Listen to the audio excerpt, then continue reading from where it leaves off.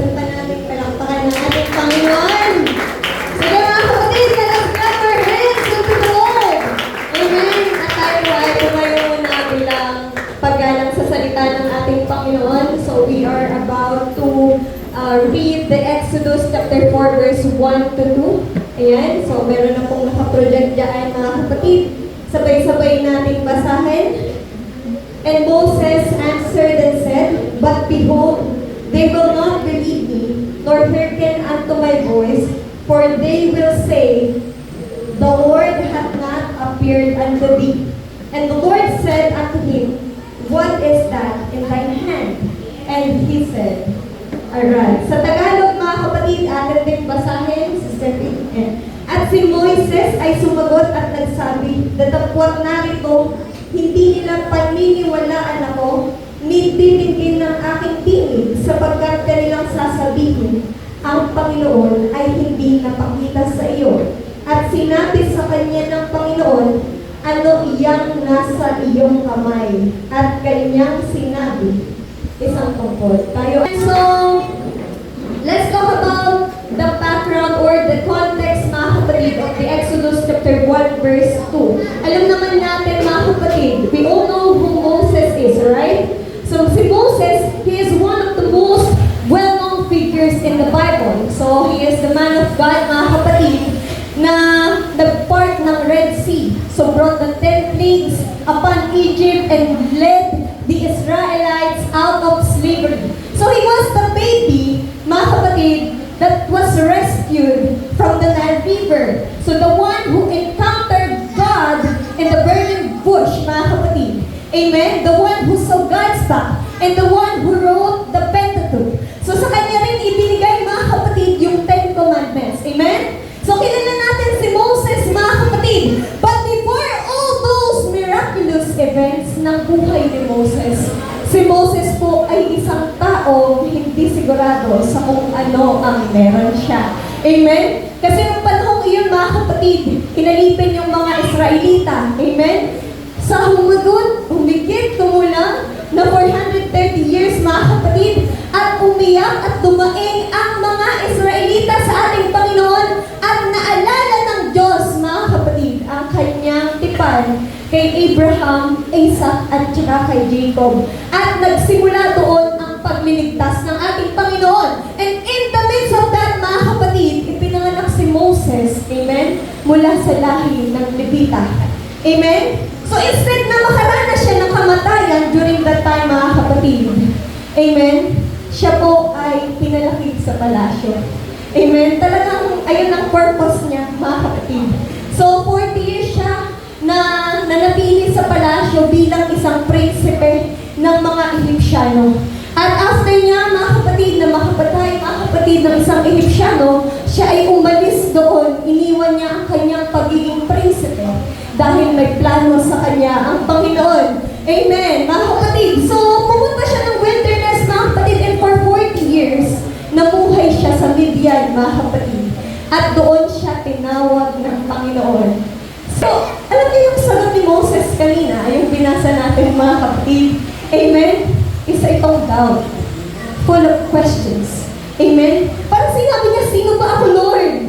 Amen? Sino ba ako, Lord? Parang hindi naman sila maniniwala sa akin. Paano mo ako gagamitin? Amen? Hindi ako magaling magsalita, Panginoon. But God did not entertain yung mga excuses. What Moses was saying, mga kapatid, he just simply asked, what is that in thy hand? Amen? At sumagot si Moses, Alright. Amen? Isang ordinaryong tukod lang, mga kapatid. Walang special. There is no special in it, mga kapatid. Hindi ito yung kagaya ng magic wand ng mga fairy godmother na pag sinabing bibili, babali, boom, merong magic, di ba? At hindi rin ito kagaya ng magic wand ni Harry Potter na pag sinabing expecto patronum. Amen? May magic, di ba? Pero, amen, ito ay simpleng tungkod lamang. Amen? Simpleng tungkod dahil iyon lang ang meron siya kayang iharap sa ating Panginoon. but it became the instruments for miracles of God. And here comes the message of giving of talents. Ito yun mga kapatid, ang aking topic. What is that in thine hand? Ano nga ba yung nasa kamay mo ngayon, mga kapatid? Amen? So meron tayong 2 points na ating pag-uusapan ngayon. And the first one is, your limitation does not define your assignment. Hindi ang kakulangan mo ang nagtatakda ng ipinapagawa sa iyo ng Diyos. And if we are to be honest, mga kapatid, hallelujah, marami sa atin yung kapareho ni Moises. Pagka binibigyan ng task, di ba? O kaya tatanungin, what is your talent? Anong sagot natin? Wala akong talent eh. Amen? Hindi ko alam yung gift ko. I don't know my gifts are. Kung kausap mo yung isang tao, my voice is not good enough. Ito lang yung kaya kong gawin. Amen? So, unti-unti, from there, mga kapatid, nililimitahan natin ang ating sarili. Hallelujah. So, hindi kasi ang Diyos ang naglilimita sa atin, mga kapatid, kundi nililimitahan natin kung ano ang nasa ating mga kamay. And everybody say, ayan. Amen. So, naaalala niyo pa ba yung parable of the talents in the Gospel of Matthew chapter 25? Amen? So, there are 3 servants there, di ba? So, binigyan sila ng kanilang Panginoon ng yung isa 5, yung isa 2, yung isa 1. Amen? Hallelujah! Natatandaan pa ba yun, mga kapatid? Amen! So, hindi pare-pareho yung dami, mga kapatid, at hindi pare-pareho ang sukat na ibinigay sa kanila. Amen? Pero, lahat sila pinagkatiwalaan. Amen? Ayon sa kanilang kakayahan. Kasi mahirap naman, kung yung 5, ibibigay mo sa isa, yung isa pa nga lang, hindi na napangalagaan. Amen? Tama ba? Kaya, syempre, bago ibigay yun ng kanilang Panginoon, kilala muna sila ng kanilang Diyos. Amen? So, nagbigay ng 5, ng 2, ng 1. Amen? And this reminds us, mga kapatid, in the 1 Peter chapter 4, verse 10, amen, as each has received a gift, lahat naman daw tayo ay binigyan ng kaloob, amen, ng talento, amen, use it to serve one another as good stewards. Tayo daw ay tagapangalaga, mga kapatid, of God's varied grace. So pag sinabing God's varied grace, hindi kasi pare-pareho ang expression ng grace ng ating Panginoon. So kagaya niyan, mga kapatid, it is like a prison. Amen? Na yung varied grace o yung iba-ibang pagbibigay ng talento ng ating Panginoon ay may isang source. Merong isang liwanag. Amen? Hallelujah! Pero iba-iba yung kulay ng lumalabas. Amen? So iba-iba yung talento nandyan. At ibig sabihin, lahat naka-highlight, mga kapatid. So anong meaning nito, mga kapatid? Na walang exception, walang naiwan, walang dumating sa mundong ito, walang dala, mga kapatid. And yes, tayong lahat, hallelujah, mayroon tayong maibibigay. Hallelujah, may nakataling sa atin na hindi kayang kopyahin ng iba. Hallelujah, because God designed us uniquely. Lahat tayong magkakaiba. Kahit kambal pa yan at pareho ng mukha, lahat yan may pagkakaiba. Amen? Hallelujah! So, merong magaling magsalita, may creative sa crafts, mga kapatid, may gifted sa music, may performer, may visual artist, may mabilis matuto, mga kapatid, may tahimik pero malalim silang mag-isip. Hallelujah! May iba pang maraming talento na pag tinawag ay jack of all trades daw. Ibig sabihin ng jack of all trades, kaya niya lahat gawin o halos lahat ay kaya niyang gawin. Amen? May iba na feeling nila isa lang ang focus ng kanilang talent. But hear this, mga kapatid, in the parable, hindi kinumpara ng master ang dami, mga kapatid. Hindi niya sinabing mas mahalaga ang 5 kaysa sa 2. Ang hinanap niya ay faithfulness. Amen. Hallelujah. Sa paggamit ng talento. Hallelujah. So, pareho, di ba? Pareho naman talagang pinuri ang 5 at 2 kanilang Panginoon, "Well done, good and faithful servant." Pero yung isa, anong nangyari mga kapatid? Hindi siya napagalitan dahil konti lang ang meron siya. Napagalitan siya dahil ito ay itinago niya. Natakot siya, nagkumpara siya at naniwala siya na hindi sapat ang mayroon siya. Hallelujah. And this is the warning of this parable. Hindi ka mananagot sa dami ng natanggap mo. Hindi yun eh. Amen? Mananagot ka sa kung paano mo ito ginamit. Kung ginamit mo ba ito sa mundo at hindi mo ginamit sa Panginoon. So the real question is not, may talent ka ba? Diba? Diba minsan tanong natin, may talent ka ba talaga? Amen? Pero alam niyo yun, we are, kumbaga individualism, iba-iba talaga ang characteristic natin. But the real question is, ano ang ginagawa mo sa nasa kamay mo ngayon? Hallelujah. Kasi sa kingdom ng Panginoon, mga kapatid, even the smallest gift becomes powerful once it is surrendered sa ating Panginoon. Baka kasi meron ka namang welcoming gift, mga kapatid. You are really approachable person. Magaling kang makinig. You are a good listener. Baka kasi organized ka, mga kapatid. Baka marunong kang mag-drive. Baka marunong kang mag-encourage or mahusay kang mag-encourage, magpalakas ng iyong kapatid. Amen? Mapagbigay ka. You have that keen eye na even the little details ay nakikita mo. Hallelujah. So what we call ordinary, God calls usable. Amen? So hindi kasi talaga unang tinitignan ng Panginoon yung wala sa atin eh. Ang tanong niya, ano ang meron sa atin? Amen? Hindi niya hinahanap yung wala sa atin, mga kapatid. Kundi ang tanong niya lang, ano yung kaya mong mai-offer sa akin ngayon? Kapag isinuko ko kasi yan sa Panginoon, sa Diyos, doon nagsisimula yung mga hindi natin aasahan. Amen? That the simple rod became a weapon. Yung ordinaryong buhay mo magiging daluyan para sa gawain ng Panginoon. Hallelujah! Yung dating sinasabi mo, wala akong kayang gawin sa Panginoon, ngayon ay magiging ginagamit pala ako ng Diyos. Amen? At sa kamay ng Diyos, mga kapatid, ang kaunti ay nagiging sapat. At ang sapat ay nagiging sagana. At ang sagana ay nagiging kaluwalhatian sa kanyang harapan. Amen. In 2 Corinthians chapter 9 verse 8, ang sabi dyan, "And God is able to bless you abundantly so that in all things, at all times, having all that you need, you will abound in every good work."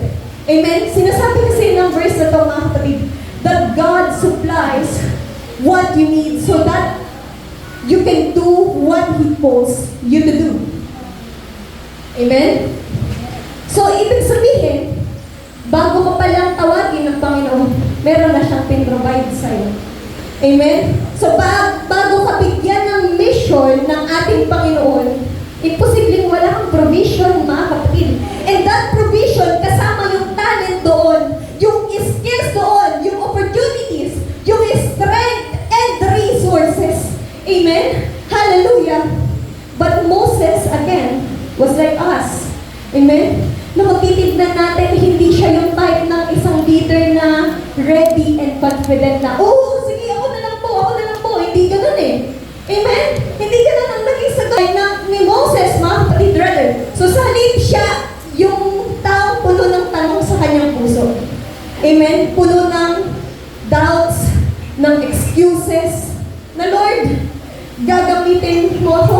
Sigurado ka ba dyan, Lord? Baka naman, hindi naman ako magaling magsalita, Lord. May mas magaling naman sa akin, Lord, teacher. Hindi ko naman kabisado yung Biblia, Panginoon. Paano kung magtuturo kung kulang pa ako? I don't know how to teach, Lord. Hindi ko alam kung paano yung pagkakasunod-sunod, kung paano magturo.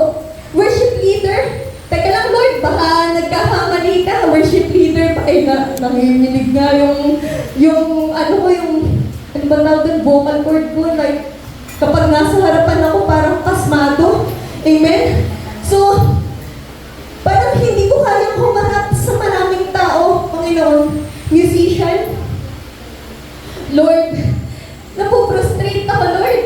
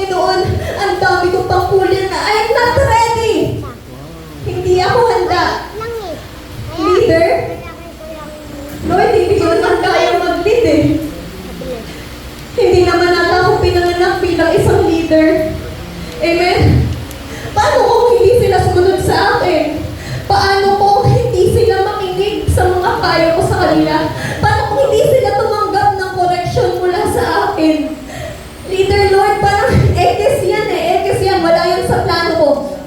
Amen? Actually, Lord, timing po ako eh. Introvert po akong klase ng tao. Hindi ako mahusay magsalita. Hindi welcoming yung spirit na meron ako. Hindi ako sanay makihalubilo sa tao. Gusto ko lang mag-isa ako eh. Pero bakit mo ako dyan dadalhin? Baka naman nagkakamali ka, Lord.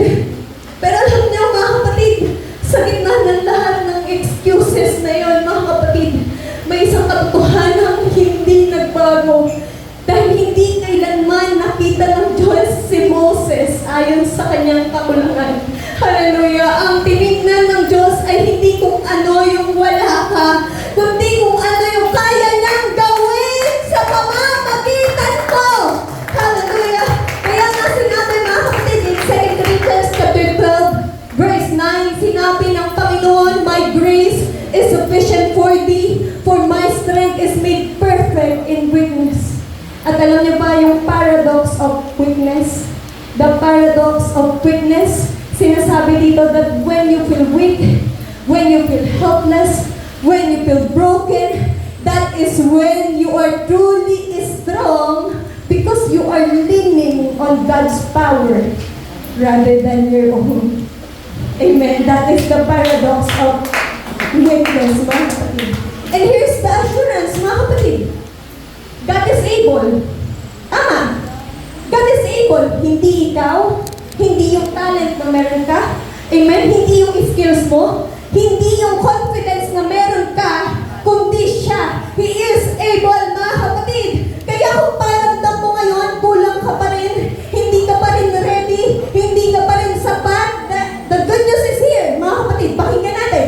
Hindi ka naman talaga inutusan ng Diyos base sa sarili mong kakayahan. Amen. Ang hinahanap niya ay isang pusong magsasabi ng yes kahit nanginginig pa. Yes, Lord! Kahit hindi pa ako sure. Yes, Lord! Nag-yes ako sa calling mo. Dahil kapag nag-yes ka sa calling ng Panginoon, hindi mo alam anong mangyayari sa talentong ibinigay niya sa iyong mga kamay. Hallelujah! And then, nandito na tayo sa pangalawang punto, mga kapatid. What limits you is a heart not ready for commitment.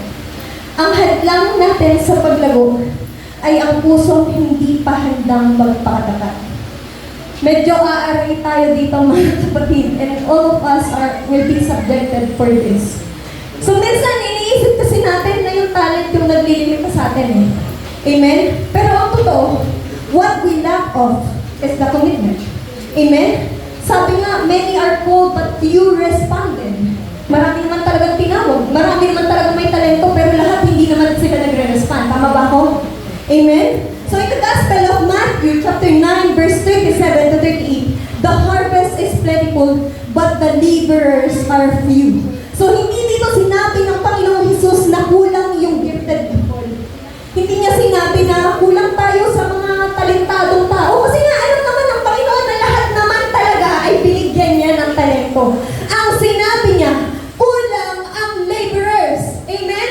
So lahat kasi, di ba? Kanina pa natin sinasabi na lahat ay may talento. Pero hindi lahat ay available gamitin ang kanilang talent sa harapan ng Panginoon. Hallelujah! Kaya nga nagiging few laborers, mga kapatid. Because God is not lacking in opportunities. Maraming oportunidad ang kayang ibigay sa atin ng Panginoon. But God is looking for people who are ready. Always ready. Sabi sa book of Isaiah, chapter 6, verse 8, hindi kasi sinabi dito ni Isaiah, hindi niya sinabi here am I, Lord, expert na ako. Hindi niya sinabi na here am I, Lord, ready na yung skills ko. Hindi sinabi ni Isaiah the Lord, here am I, wala na akong weaknesses. Hindi yan, mga kapatid.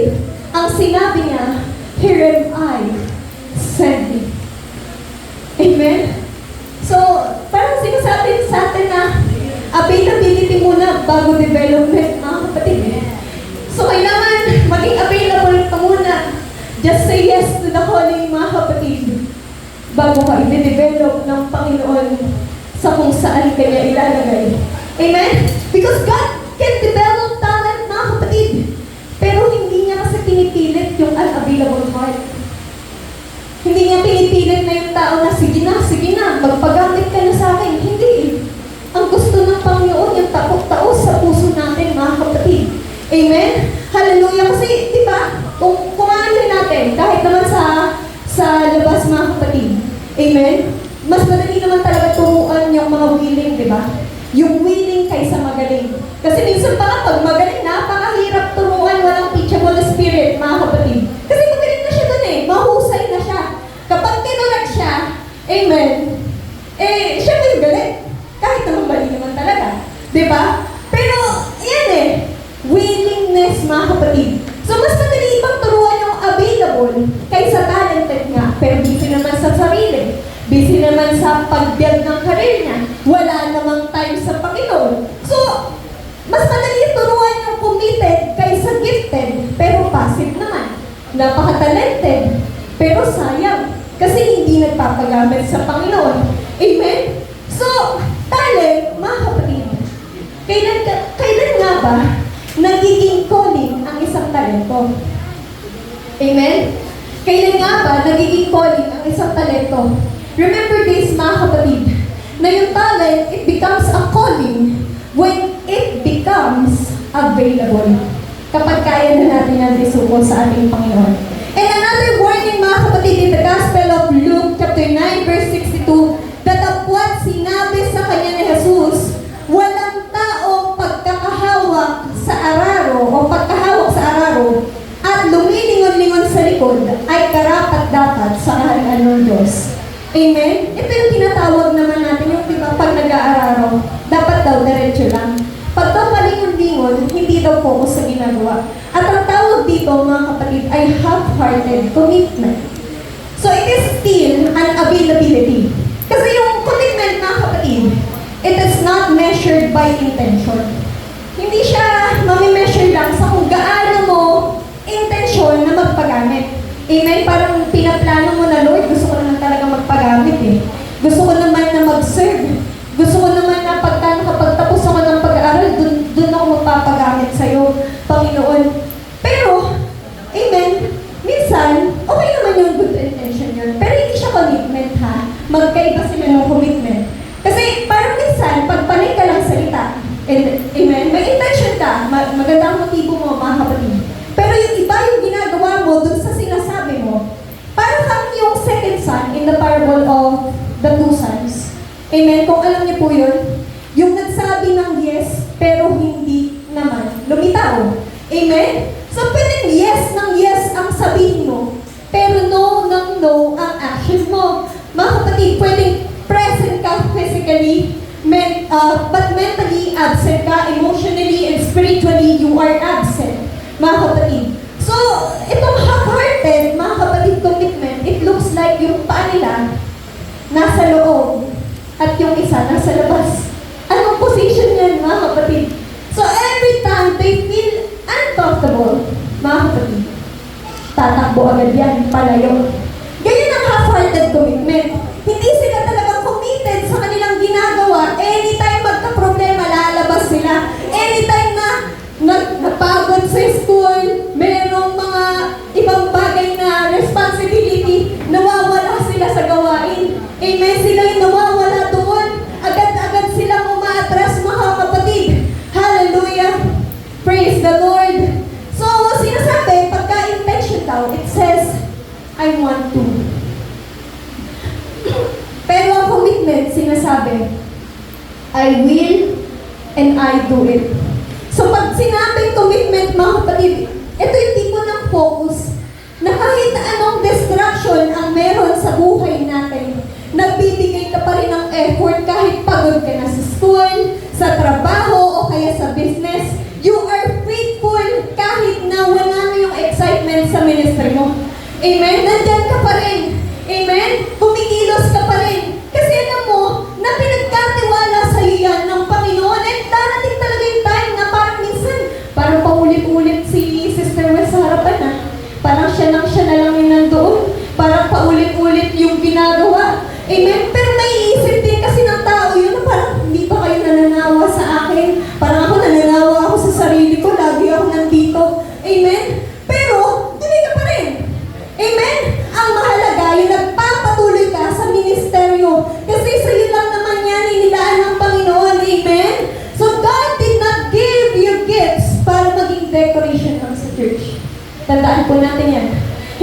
parang canvas lang. Amen? Na nandun lang. Palamuti lang. Amen? Decoration lang. Amen? So, sinasabi ito, mga kapatid. Ayan. You are part of the body that must function. Amen? So, hindi ito para, huwag kayo magalit sa akin mamaya, babatoy niyo ko.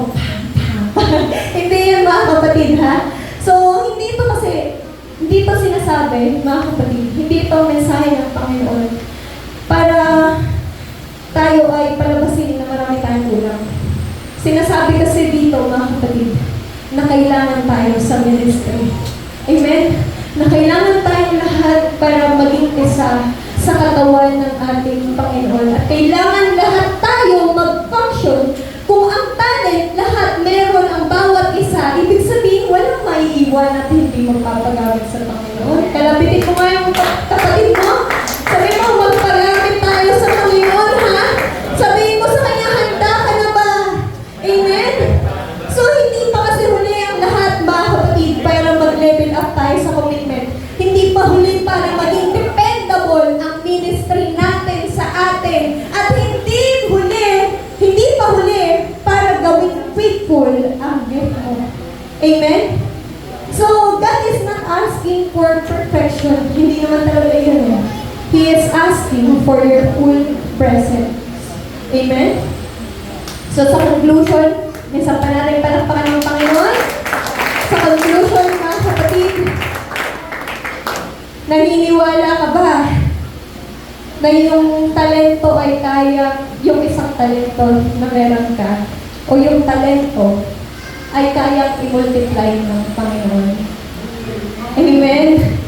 Sa parable of the talents, mga kapatid, yung ginagamit yung gift, dinagdagan, di ba? Yung 5, nagkaroon ng 5. Yung 2, nagkaroon ng 2. Amen? Amen! Yung nagtago, ano nangyari? Nawala sa kanya. Amen?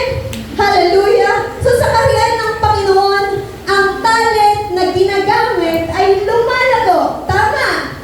At ang talent na tinatago ay namamatay. Kaya ang tanong, mga kapatid, ginagamit mo ba ay nasa kamay mo ngayon? O tinatago mo dahil sa takot? Amen? Kasi ang Diyos, hallelujah, tinatawag tayo, mga kapatid. Hallelujah! At hindi mahalaga kung pakiramdam mo, kulang ka pa. Ang mahalaga ay handa kang magpagamit, mga kapatid. So kapag hinipo kasi ng Diyos ang handa nating puso, doon pumapasok ang anointing ng Panginoon. Amen. Mula bunbunan yan hanggang talampakan, i-anoint ng Panginoon yan. So, ibig sabihin, mga kapatid, yung anointing ay hindi nagsisimula sa talent. Amen.